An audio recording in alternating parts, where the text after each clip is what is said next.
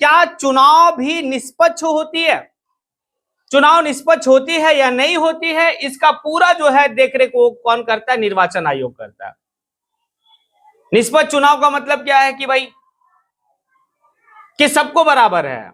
इस लोकतांत्रिक व्यवस्था में जब चुनाव होता है तो सबको खड़ा होने का अधिकार है उस चुनाव में, चाहे वो विधानसभा की चुनाव हो या फिर लोकसभा की चुनाव हो।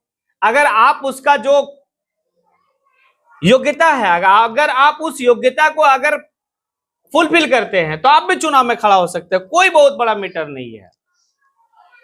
अब एक आम आदमी चुनाव में खड़ा हो रहा है और एक बाहुबल व्यक्ति खड़ा हो रहा है। बाहुबल व्यक्ति का मतलब जिसके पास धन बल जन सब कुछ है। अब निर्वाचन आयोग अगर बेहतर निर्वाचन आयोग होगा, निष्पक्ष चुनाव करवाने वाला निर्वाचन आयोग होगा, तो वो कभी भी जो है ना कि ऊंच नीच नहीं देखेगा। अगर एक गरीब आदमी भी अगर चुनाव लड़ना चाहता है तो उसको भी उतना ही प्रोटेक्शन मिलेगा जितना कि एक अमीर व्यक्ति बाहुबल नेता को मिलेगा। इसीलिए आप लोग देखे होंगे कि देश का प्रधानमंत्री इंदिरा गांधी चुनाव हार गई।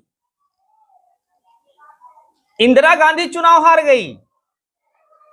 अगर निष्पक्ष चुनाव नहीं होता तो इंदिरा गांधी चुनाव हारती नहीं हारती। देश का प्रधानमंत्री थी और उसको हराने वाला कोई बहुत बड़ा नेता नहीं था, एक अदना सा व्यक्ति था, हरा दिया।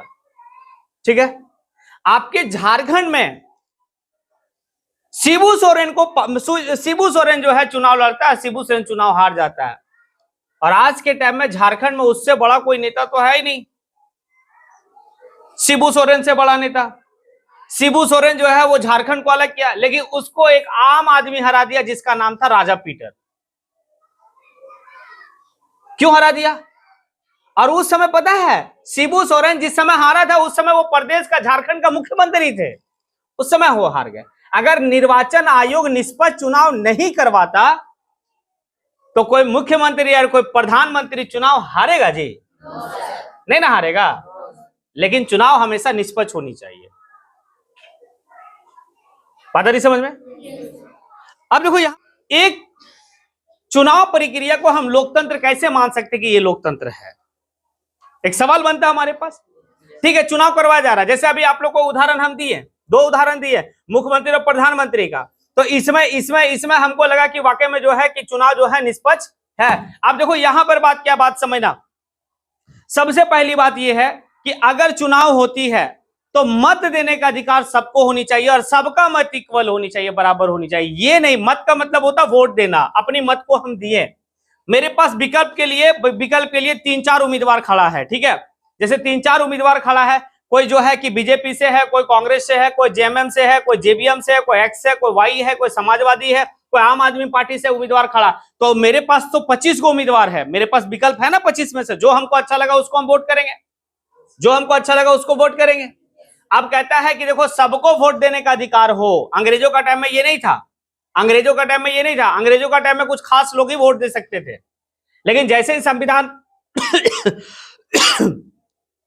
संविधान बना, लोकतांत्रिक तरीके से चुनाव होने लगी, तो बोला भैया सबको वोट देने का अधिकार है, चाहे वो गरीब है, अमीर है, महिला है, पुरुष है, जो भी है, गोरा है, काला है, सब वोट देंगे और सबकी वोट की कीमत एक रहेगी, 1 रहेगी, बराबर रहेगी।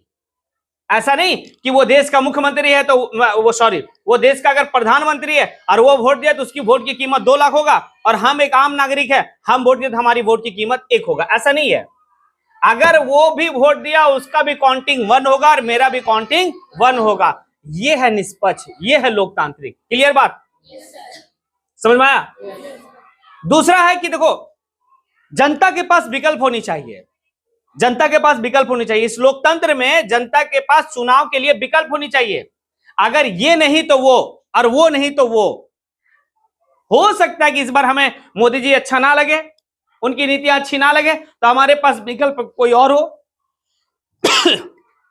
कोई और हो, हम किसी और को चुन सकते ना जी। तो ये विकल्प होना बहुत जरूरी है। किसमें? निष्पक्ष चुनाव और लोकतांत्रिक चुनाव प्रक्रिया में।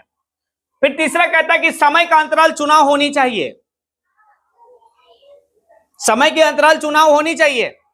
कोई खास टाइम के लिए, जैसे ऐसा नहीं कि भाई एक बार जो चुनाव जीत गया वो कंटिन्यू रहेगा वही 50 साल 60 साल। नहीं, अगर 50-60 साल अगर चुनाव कोई जीत कर कंटिन्यू सत्ता पर काबिज है, कंटिन्यू वो जो है इसकी शासन व्यवस्था चलाता, दैट मीन्स वो समझना कि लोकतांत्रिक शासन व्यवस्था नहीं है, वो राजतंत्र कहलाएगा। हम अगले 5 साल के लिए किसी भी सरकार को चुनेंगे, फिर से हमारे पास विकल्प होगा, उसके बाद वो 5 साल के बाद वो उसकी जो ताकत है वो ताकत निरस्त हो जाएगी, भंग हो जाएगी, और फिर से वो चुनाव मैदान में आएगा और वो 5 साल के बीच में जनता के पास फिर से जाएगा, क्योंकि इस लोकतंत्र में जनता ही मालिक है ना। फिर से लोग जाएंगे वहां पे और पूछेंगे उससे, नेता जो है वो जनता के बीच में जाएगा, जनता उससे सवाल करेगी कि भाई आपने हमें, मेरे लिए क्या क्या किया, इस 5 साल में आपने क्या क्या किया।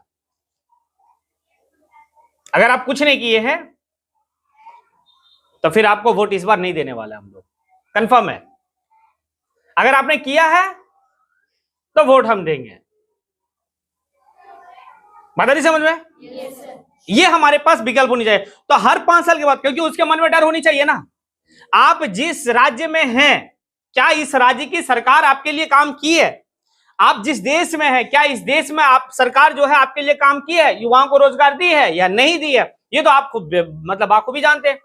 चुनाव आपके माथे पे है, आप सरकार से सवाल कर सकते हैं, क्योंकि सरकार जो है कि वो आपके द्वार जरूर आएगी चुनाव के टाइम में, कभी आए 5 साल के दरमियान में या नहीं आए, लेकिन चुनाव के टाइम में तो आएगी जरूर।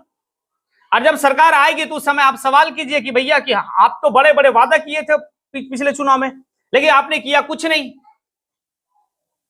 ना।